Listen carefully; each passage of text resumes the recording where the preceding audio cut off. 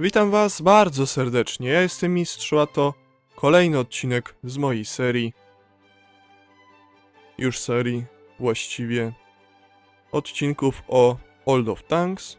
I dzisiaj kolejny, informacyjny tym razem. Następnie będzie poradnik. No i właśnie zaczynamy, ponieważ informacja jest niesamowita, wielka, ogromna, której jeszcze nie było. Ale to przeanalizujemy. Ponieważ początkowo obawiałem się o ilość tematycznych zasobów do odcinka, jednakowoż jeden obfity artykuł skutecznie zażegnał tenże nieznośny trend. Stanowiąca podwalinę skarbnica wiedzy wymaga poddania pod rozmysł wcześniejszej dywagacji o stosunkach zmian do wersji, które sobie je wprowadzały. Wówczas wydawała się ona zanadto postępna oraz wyimaginowana, gdyż nie można było definitywnie określić jej końcowego limesu. Oczywiście istniały pewne dosyć fragmentaryczne jednak przesłanki o niejakim wpisywaniu się w rozwój głównej gry. Choć spodziewałem się, iż może to nastąpić, nie myślałem, że tak nagle. Miałem jednak na uwadze głównie jedną, starszą oraz nowszą z tejże puli zmianę. Jeszcze nie wprowadzili poprzednich, a już ogłaszają następne. Wbrew pozorom jest to lepsze aniżeli gorsze, gdyż lepsza większa ilość zmian niż trzymanie i uniemożliwianie wprowadzania nowych kolejnych. Oczywiście o ile są dobre, w porównaniu do pierwotnych nowości przyszłe powalają. To oczywiście logiczne, gdyż im więcej zawartości, tym więcej graczy, a im więcej graczy, tym szybszy rozwój gry i tak dalej. Ciąg przyczynowy, skutkowy, perpetuum mobile, sama naprowadzająca się maszyna przez swoje aspekty. Natomiast przy założeniu, że są to zmiany pozytywne, ponieważ no wiadomo, co się dzieje obecnie w WOcie, jak psują grę, w tym WOcie oryginalnym, głównym, najwcześniejszym i niestety no wtedy lepsza stagnacja, aniżeli rozwój, biorąc pod uwagę dezintegrację. Obecnie toczą się dyskusje oraz dywagacje, na kiedy ta wielka aktualizacja World of Tanks 0.2.0, że została tak nazwana, zostanie zapowiedziana i wprowadzona. Chodzi o datę konkretną. Niektórzy opowiadają się za październikiem jako okres graniczny, zaś inni ostatecznie miesiące bieżącego, a reszta wiosną najbliższego roku. Nie można przejść jednak obojętnie wobec konstatacji, że będzie to wielka rewolucja owegoż projektu. Dzięki temu World of Tanks jeszcze bardziej przybliży się do oryginalnego klasika WG. Pod względem zawartości nie będzie mu sporo odstawał, zaś ta różnica ulegnie z czasem kolejnym zatarciom. Może być on nawet lepszy, co ogromnie nastraja optymizmem. Już teraz przewyższa go w jednym zasadniczo niezwykle potężnym aspekcie, a mianowicie możliwości gry offline. Nie powinniśmy więc spisywać na stratę tworu, który nie zaczął jeszcze poważnie zjednywać sobie dzikich szwanów na całym świecie. Do tego można jeszcze dodać, że są super inteligentne boty, same, które tą grę offline umożliwiają, ale to akurat jedno z drugiego wynika, jedno w drugim się zawiera. Choć przynajmniej w 0.1.0 zaaplikowano już symboliczną cząstkę racji amerykańskiej z 0.6.7, stanowi ona raptem połowę ćwiartkę tego, co zostało introdukowane oryginalnie. Tu akurat mowa o jednej osobnej linii, tak właściwie.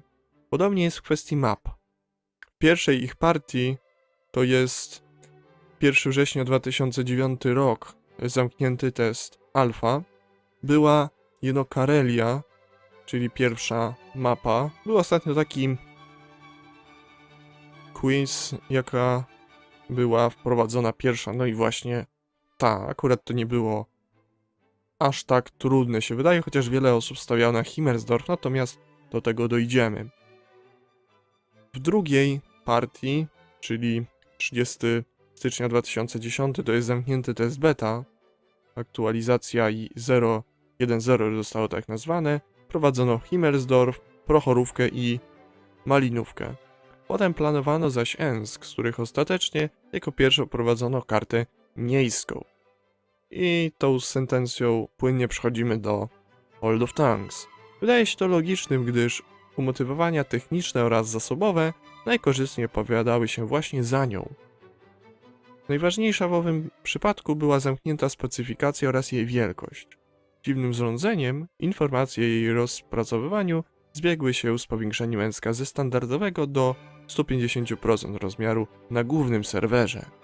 Wcześniej najtrafniejszym wydawało mi się dodanie malinówki jako dużej, otwartej mapy, niwelującej klaustrofobiczne poczucie ścisku, poszerzającej możliwości oraz właściwe odczucia z rozgrywki. Największą innowacją jest zaś plejada najnowszych wiadomości. Zawiera ona informacje aktualizacji 0.2.0 i konkretnych aspektach bardzo istotnych. Przykładowo dodaniu pierwotnych czołgów francuskich, wśród których szczególnie ciekawe są pierwsze wysokopoziomowe magazynki. O jakich czołgach mowa? Wprawdzie opracowano już wstępne zestawienia technologii drzewkowej do tego konkretnie projektu, ale akurat niektórych w tym nie ma, na przykład czołgów francuskich. Jakie to były czołgi, wszelkie grafiki będą oczywiście w nagraniu zawarte. I te czołgi to nacja taka najważniejsza, oryginalna. To oczywiście od Renault FT to się rozchodzi. I ta linia to H35, AMX-38, AMX-40, AMX-12 ton kolejno na tierze 5, na 6 AMX-1375, 7 AMX-1390, 8 Lorraine 40 ton i tu akurat trzeba by było się zatrzymać, ponieważ jest to czołg wyjątkowy. Teraz z powrotem wrócił na 8 tier, nie mówiłem już o tym, ale nie wiem czy wiecie wszystko, czy na porę wam to powiedziałem, ponieważ kiedyś różniły się różne jego parametry, między innymi życie, wielokrotnie je zmieniano, ale nas najbardziej interesuje magazynek, czyli miał 6, nawet 8 pocisków po 300, ewentualnie 240 i przeładowanie tego magazynka wynosiło 30-32 sekundy najmniej, natomiast teraz mamy 40 chyba 8 i ten magazynek jest 4 razy 300, więc nawet 2 razy słabszy. Dla porównania na konsoli mają 6 razy 300 w 20 chyba 5 sekund około. Sekunda, 2 sekundy w każdym przypadku może się to maksymalnie różnić. No i tu już jest, porównawszy to, 2 razy krótsze przeładowanie nawet niż u nas. A pamiętajmy, że tam są dodatkowe 2 pociski po 300, więc 600 więcej. Jest to kuriozalne. I zwieńcza linię Batchetino 25 ton na tierze 9. Teraz też jest nowy Batchet, ale AP się nazywa. No i wróćmy jeszcze do ciekawego czołgu AMX 1375 na tierze 6, a może bardziej AMX 12 ton na tierze 5, gdzie ten magazynek faktycznie dawał radę. Wtedy matchmaking plus 10, minus 10 mogło już go nie być, ale lighty rzucało wyżej. W dół też przynajmniej spotykał trójki, przynajmniej 4, więc dawał radę z tą swoją prędkością. A też z takich ciekawych, H35 na drugim tierze jeden z pancerniejszych pojazdów, 40 mm. Porównujemy tu do Nanomausa PZ38 z nacji niemieckiej. No i mamy też AMX 38 na tierze trzecim, około 60 mm. Też bardzo ładnie. AMX 40 kaczkę na tierze czwartym, też bardzo pancerny pojazd. Pamiętajmy, że World of Tanks nie będzie najprawdopodobniej złota. To znaczy złotej amunicji, żebyście się źle nie zrozumieli. No i dlatego będą czołgi mocniejsze, przez to automatyczne jest to buff globalny. No i przechodzimy do drugiej linii, co według screena, może tego screena też wam pokażę, co prezentowano na stronie World of Tanks w związku z aktualizacją, tą najnowszą 0.2.0 pełną. No to mamy drugą linię, czyli na drugim tierze D1, dalej D2, B1, BDRG1B, AR44, AMX M4, AMX 50-100, 50-120 i 50B. Też mi się wydaje, że tylko pierwsza linia będzie. No tak czy siak, czy tak, najważniejsze, żeby była pierwsza ta w najsilniejszej formie. Chodzi głównie o Lorraina. No i tak gwoli tutaj nacji francuskiej, ale to nie wszystko. Mamy jeszcze linię do S100 jako trzeciej dziesiątki. I tu już opracowano zestawienie konkretne, które można przeanalizować i oczywiście bardzo nas to cieszy, prawda? Tutaj, no będziecie mieli zresztą to pokazane na drzewkach, więc przechodzę od razu do konkretnej części. To, co nie pamiętam najbardziej mnie dziwi, to VK30 na tierze 5. To znaczy 6, bo normalnie była na 5, okazało się, że później. No nie wyobrażam sobie jej na 6 tierze. Nawet jeżeli nie będzie złota, może być problem. Będzie to ciekawe. Następnie oczywiście Tiger 1 na 7, Tiger 2. Może nawet przez tego nerfa. Mówiłem wam o nerfie. Kiedyś, to było bardzo dawno temu, może nawet przed 2010 rokiem, gdzie w związku z tym, że pierwsza nacja rosyjska była najbardziej uprzywilejowana, a Tiger 2 miał na górnej płycie 180 czy 185 mm i IS-3 nie mógł go przebić, chyba z podstawowych pocisków, czy nawet ze złota, to został on znerfiony do 150 mm, czyli minus 30-35. Teraz co prawda ma 160-165, więc jest to cofnięcie nerfa o 10-15 mm, natomiast nadal brakuje tych, ile tam wychodzi, 15-20, więc drugie tyle, czy nawet ponad, no to ogromnie kiepsko, zważywszy, że teraz w oryginalnym wocie Tiger 2, no nie przebijamy go co prawda tak w górną płytę łatwo z amunicji podstawowej, ale już ze złota wchodzi tak jak wcześniej z podstawowej, to samo w przypadku KW4. Mówimy tu głównie o wielkim włazie na wieży. A może jeszcze coś poprawili, ale no z tego złota właśnie wchodzi. No i mamy E75 i dalej E100. Takie to pojazdy. Trzeba jak najbardziej uwzględnić. No i od razu jeszcze przechodzimy do premek, bo premki też są ważne. Wprowadzone zostały do drzewka technologicznego dodane i należy je omówić. Większość, nie wszystkie, ale przeważająca większość. I tu mamy T25 na tierze 5 premkę, B2, PZ38, PZAS35 i luwa. Pamiętajmy, że wtedy luw miał około 5-6 stopni opuszczania wieży, nie 10 jak teraz. No i też ciekawym pojazdem jest tutaj niewątpliwie Tiger 1, który co prawda nie miał pancerza, ale miał życie i coś tam mógł, natomiast był bardzo łatwy do zniszczenia, nawet bez tego złota przez tiery, z dobrą penetracją, no ale już nie takie niskie, tak?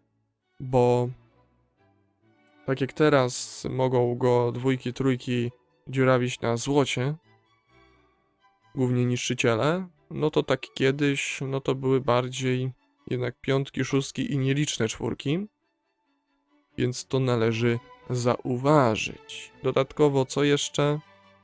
Czołgi średnie czołowej nacji, czyli wiadomo jakiej. No i tu też należy to uwzględnić, prawda? No to takie czołgi linia do T54. Oczywiście T54 został dodany później, no ale tutaj już jest. I jaka to linia? I to jest B2, to znaczy BT2. Od MS1 wychodzimy na drugim tierze BT2, BT7, A20, mój ulubiony light, którym najwięcej z lightów grałem, a lightami nie grałem. Często jakieś tam misje, czasami pojechać i nabiłem takim trafem 480 000 bitewnego doświadczenia, więc sporo. Następnie T34, T3485, T43, T44 i T54 na tierze 9. No kiedyś, tak, 2011 około rok, bo też nie był tak wcześnie dodany, może 10, no to był ogromnie potężnym czołgiem. I one czasem może nawet potężniejszy niż WTA of Eston, tych swoich najsilniejszych czasów, aczkolwiek może przesadzam. Na pewno nie miał podjazdu, że to takiego kolokwializmu użyję, do T22 Medium, który był najlepszym czołgiem w grze. Nawet idealnym, ponieważ jego pancerz, prędkość, wszystko było wspaniałe. Jest to jedyny czołg, który zasadnie się o ideał obijał, jak nie był nim. No, jeszcze pamiętamy typa 59, którego tu akurat nie ma, na razie przynajmniej. No, on też silny był, zarabiał. Przed nerfami zarobków, przypominam, w 2012 czy 2013, pewnej aktualizacji, już nie do końca pamiętam której, nastąpił skokowy nerf do zarobków dla premek o 50% i czołgów drzewkowych 75%. Wcześniej liczyły się główne obrażenia, więc na 9-10 spokojnie można było zarabiać. No po tym nerfie już 5, 6, oczywiście wykluczając premki. Mówimy o czołgach drzewkowych. No i też badając, sprawdzając informacje o typie 59, informacja taka ciekawa była, że zwiększono tier bitewny o 1. I to mogłoby sugerować, że z 8 na 9, ale mogło być też tak, że z 8, znaczy z 9 na 10, później na 9 z powrotem cofnięto, aczkolwiek bardziej wydaje mi się, że to ta pierwsza opcja. No, typ 59 został najbardziej znerfiony ze wszystkich premek i drugi jako najbardziej czołg w grze, przynajmniej w takim jednokrotnym nerfie, zaraz po T22 Medium, bo on został strasznie. Prawie wszystkie jego parametry w przypadku typa 59 to wszystkie kluczowe. No i dobrze, co my dalej? Mamy tutaj do zaprezentowania. Tak, no właśnie premki. No i tutaj premki w przypadku czołgów nacji, w pewnym sensie pierwszej, przynajmniej największej, nadal największej, to T44 122. Obecnie też znajduje się, ale niewiele osób go ma. Teraz to by był słaby, musiałby na 6 zostać wprowadzony, aczkolwiek kiedyś mógłby sporo ciekawego robić. Pamiętajmy, że T44 też z działem 122 mm był niesamowity. Przynajmniej na początku. T127 to już wydaje mi się, że z tych nowszych. Churchill 3, moja pierwsza premka za 50%, czy nawet za 75 kupiona. 750 lub 500 zł na walentynki. Jakoś zdobyłem. Niestety to już było po nerfie tych zarobków, więc tak się dobrze nie zarabiało, aczkolwiek jakieś kilkadziesiąt tysięcy bywało. No i KW5 to mamy. I tak dokładnie jest. No i trzeba oczywiście oddać tu prym linii do T30, która teraz jest pełnoprawna właściwie. I opłaca się ją wprowadzać, posiadać. No to już przedstawię teraz całe drzewko. Mamy T1 na pierwszym tierze, cóż za zaskoczenie. Jedna linia, która była od początku World of Tanks, to na drugim tierze M2, dalej M3 Steward, M5 Steward i M24 Chaffee na tierze 5. Ten oryginalny. No i mamy też właśnie drugą linię, która się dziwnie rozchodzi. Czyli T2 medium tank na dwójce, dalej M2 medium tank M3 Lee. I dziwne, że jest jakoś to z boku pokazane, przynajmniej w kwestii World of Tanks. Normalnie może było inaczej. I dalej T1 Heavy, M6, T29, T32, T34 i T30 na dziesiątce. Mamy także premki, T2 Light Tank, na dwójce T14, M6A2E1. Był jeszcze taki Shermanik z dziwnie wyglądającą górną płytą. Nie pamiętam jak się nazywał, aczkolwiek to też było dawno rozdawany. Beta, może alfa testerów. No, rzadko spotykany czołg. Mogliście o nim nie słyszeć. No i mamy tutaj te pojazdy.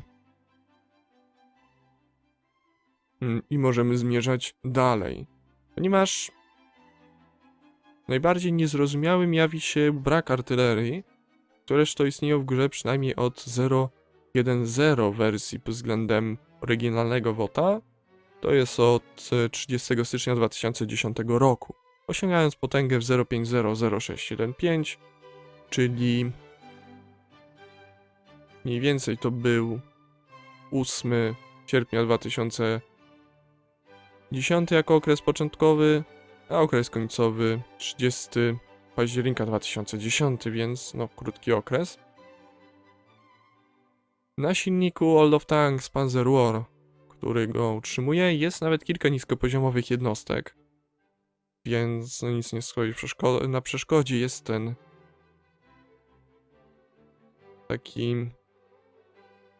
taka mechanika właśnie tych zwykłej arty, strzelanie z góry zaaplikowana.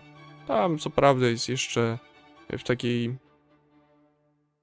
innej wersji nie World of Tanks Dora, Karl i Sturm Tiger. Natomiast nie o tym będziemy rozmawiać. Pod względem ilościowym nie jest to aż tak wymagające, ponieważ mowa tu o 9, opcjonalnie 10 jednostkach tierów od 2 do 6 w dwóch pierwszych nacjach. I te czołgi to jest odpowiednio Su-18, Su-26, Su-5, Su-8, S-51 i Su-14, zwykły Su-14. On zamyka stawkę na tierze 6. No i drugie niemieckie drzewko to Sturmpanzer 1, bardziej znany jako Bizon, Sturmpanzer 2.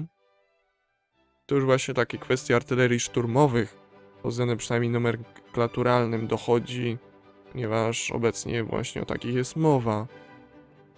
Mają mieć ograniczony zasięg, dużo życia jak na artylerię, słaby pancerz, z bliska mają atakować z jakąś tam penetracją, jakimiś tam uszkodzeniami, aczkolwiek to tylko z przedostatniego nerfa. Najgorszy stan, tyle że bez ogłuszenia, więc słabo, ale lepiej niż obecnie. Ogłuszenie jest zakałą dla wszystkich, tu na szczęście go nie ma. I wracając do tego, mamy jeszcze Grilla na tierze 4, Hummela na 5 i ewentualnie GW Panterę, która została dodana później, tak jak i T-54. To na tierze 6, wcześniej Hummel był na 5. No, najbardziej na uznanie zasługują Bizon, Grill, Hamel, ewentualnie ten GW Panther, S-51 i Su-14. No i też będą ciekawe, pokażę wam właśnie Su-14 i Hamela na screenach, ponieważ no te czołgi też zasługują takie stare opracowanie, żeby pokazać. No i jeżeli chodzi o Su-14, to wielokrotnie zmieniało się jej czy jego życie. Było i 360, i ze 430 czy 460, no i 550 również było. 950 na przykład uszkodzeń, to są stare dane. To raczej z tej wcześniejszej wersji najsilniejszej nie mogłem znaleźć, a jeżeli się uda, to wam gdzieś wkleję, podam. No pancerz wiadomo kiepski. No zresztą co tu analizować, prawda? Hubert z kolei 260 życia, też 950 obrażeń. No i tak wstawię, żeby tylko było. A tu chodzi właśnie te screeny z drzewek, to równie wam je pokażę odpowiednio. Mogą się różnić, ponieważ później S51 zostało na 6 przeniesione, jakieś tam inne też zmiany były, więc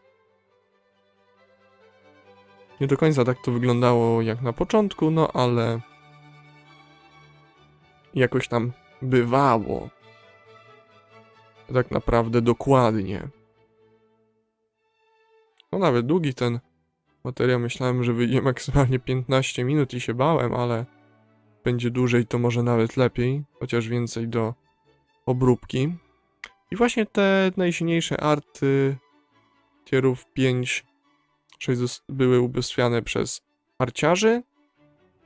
Silne te były artylerie. 6 mogła nawet 10 na jeden strzał wziąć. Może nawet 4, ale widziałem taki strzał bizonem i to już 2013 rok, więc dużo później, gdzie zadał 1500 obrażeń ISOwi 3, więc też się da. To bez żadnego podpalenia wybuchu amunicji, więc dziwna sprawa. Myślałem, że by było trzeba bardziej 2 strzały.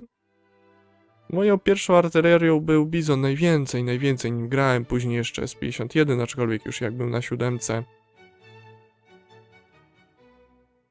Ponieważ na moim obecnym koncie, to chodzi o oryginalnego WOTA, miałem ich przynajmniej 3, a maksymalnie 7, więc wtedy uczyłem się gry, już nie byłem na arcie jeszcze i...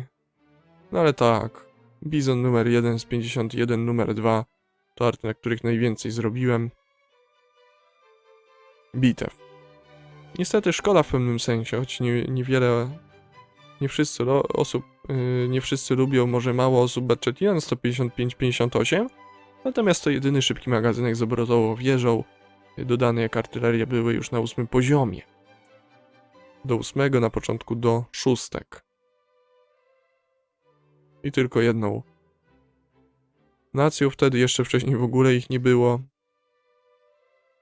No ale mimo wszystko, nawet jakby go nie było, nie miałbym żalu, o ile w grze ostatecznie byłoby tylko tyle, te 90 dział samobieżnych, oczywiście w szczycie jakości, ponieważ ich potęga jest gargantuicznym zagrożeniem nawet dla ciężkich dziesiątek. Natomiast to absolutne minimum, ażeby poczuć ich potęgę przy jednoczesnym stronieniu od owegoż typu pojazdów. Najlepszą opcją jest ograniczenie ich ilości do 3, a przynajmniej 5 sztuk, to już by było dobrze. Ogółem World of Tanks jest tak ważny, gdyż jako jedyny obecnie dostępny zapewnia przyzwoite wrażenia z gry zakorzenione w naszej pamięci, nostalgii i tęsknocie. Stanowi coś utraconego, co banalnie łatwo odzyskać, a jednocześnie nie zostało na stałe przywrócone. Należy jednak pamiętać, iż całe OOT stanowi zaledwie przystawkę, będącą przedsmakiem zbliżającego się wielkimi krokami dania głównego w nawet kilku głównych formach czy postaciach. No jakie postacie, to zaraz do tego dojdziemy, natomiast jeszcze taka kwestia odnośnie tego, że screen, który wam będę prezentował o artach, chyba właśnie ten, pochodzi właśnie z nagrania Waldiego, czyli naszego krajana, który pierwszy zaczął nagrywać World of Tanks, przynajmniej na razie tak z tego wynika. No data, kiedy mniej więcej szacunkowo założył konto, jeżeli nie będzie to podane w jego nagraniach, nie znajdę, to wam oszacuję, jakoś określę, a jeżeli chodzi o datę pierwszego nagrania, też będzie ona pokazana, żebyście wiedzieli. Nie wiem, czy Multi był wcześniej, ponieważ no jego pierwsze konto było, znaczy pierwsze konto YouTube'owe obfitowało na 2010 rok, były tam nagrania. Natomiast sam konto założył właśnie w 2010, który wcześniej to do końca nie wiem, ale no na początku najlepszy był, wydaje mi się, że właśnie Waldi. No i byłem zaskoczony, jak trafiłem na jego kanał i no poradnik miał też pierwszy i no świetnie. Dobrze, że ktoś inny również był przed znanymi teraz i kiedyś youtuberami. Wracając do meritum, te formy i postacie, to pierwsza z nich jest stałym serwerem WOT Classic 070071, przynajmniej nawet tylko offline z botami. Druga zaś stanowi tzw. manager wersji, zapewniający wybór w nim najważniejszych aktualizacji patchy, trywialnie zwanych. Trzecią zaś okazuje się ponowny, tym razem prawdziwy rozwój głównej gry od 0.7.0 pierwszej wersji w 2011 wzwyż. Od tego trzeba było jednak najpierw dodać osobny serwer, stopniowo przyśmiewiający, wygłuszający pierwotne. I to właśnie odwołuje się do głównie oryginalnego WOTA, ponieważ z nim jest najgorzej. Istnieje jeszcze czwarta opcja, zatem dalsze aktywne istnienie, może nawet rozwój World of Tanks w razie ponownego wtórego zniszczenia WOT Classic, który kiedyś bynajmniej nie był tak zwany, którego kiedyś tak nie nomenklaturyzowano. Dopiero z czasem, poprzez analizę porównawczą, tak to wynikło. Kolejna zasadność jego jestestwa to posiadanie przynajmniej jednej przyciągającej charakterystyki i właściwości, jak przykładowo możliwość gry unikatowymi pojazdami typu Waffentrager Auf 100 czy T29 SRMet. Dokładnie. Ale najlepsze, żeby to ze sobą współgrało. Mniej więcej, żeby były dwie do wyboru. No i to było tak świetnie. Samo World of Tanks w swojej docelowej formie może być ostatecznie zarówno jednym lub jednym z wielu centrów naszych kilkunastoletnich wspomnień, jak i jedynie pretekstem do wywołania presji wobec WG, ażeby przywrócono i tak już gotowy od ponad dekady WOT Classic i to taki, jaki być powinien, czyli stały, bez kilkusekundowego opóźnienia każdej podejmowanej w bitwie akcji, nawet kilkusekundowego, ze stabilnym serwerem, standardowymi cenami kupne, sprzedaży pojazdów itd. To, co WG prowadziło, no tak kiedyś nie było, a zapierali, że tak jest, aby obecny WOT wypadł lepiej, niż jest nim rzeczywiście. Tym bardziej w porównaniu do dawnego. Najpewniejsze jest tylko to, iż jedyny możliwy wpływ WG na World of Tanks stanowi migracji graczy do prawdziwego, właściwego klasika. World of Tanks stanowi więc swoistą ostoję sprawiedliwości, ponownie napełniającą nadzieją tych, którzy już dawno ją stracili. Stanowi wyjście awaryjne na wypadek, gdyby wichrzycielstwo WG znowu dało o sobie znać. To jest niestety nieomal pewne i tego się ogromnie obawiamy. Niestety jest jeszcze jedno niebezpieczeństwo ze strony, której nie powinien się mieć najmniejszych powodów, ażeby się go spodziewać. Tym zagrożeniem są niestety twórcy i tu kwestia merkantylizacji i komercjalizacji World of Tanks. Identycznie jak Diablo 3 zostało niezasłużenie zbesztane przez Blizzarda, tak osoby odpowiedzialne za Diablo 3 Reflection, czyli Diablo 3 Vanilla Classic, irracjonalnie zniszczyły sens istnienia projektu, będącego niegdyś przełomowym i którego lata świetności, podobnie jak Diablo 2, wydawały się wieczne, nawet poprzez tylko jeden aspekt w postaci cyklicznego powrotu graczy.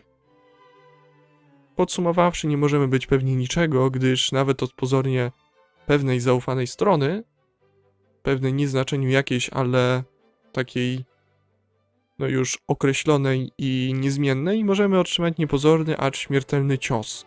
To jest ogromne zagrożenie właśnie w tym aspekcie. No jeszcze takie wtrącenie, jeżeli pozwolicie.